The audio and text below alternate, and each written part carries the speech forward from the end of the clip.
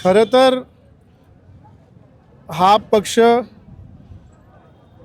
पेक्षा इथलची जी जनता आहे यांनी मागील निवडणुकीमध्ये जो पराभव स्वीकारला आहे, खरं तरी जनता आता जागली आहे. कुठेतरी ह्या सोनगाव सर्कलला न्याय द्यायचा वेळ आला आहे.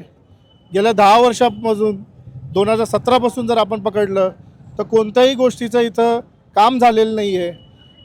खरं तर आपल्याकडं एवढे चांगले जर आपण बघितलं तर शिंदे गटाचं इथं सत्ता आहे, तरी जिल्हा परिषद लेवलवर काही कामं झाली नाही. आज काल संध्याकाळी भाजप आणि सेनेची युती झाली, त्यांना ती युती मान्य नाही. पण खरं तर भाजप म्हणावं का शिंदे गटा म्हणावं, दोघं पक्ष सत्तेतले आहे. यांना फक्त सत्ता लागती, जनतेचे कामं करायचे नाही.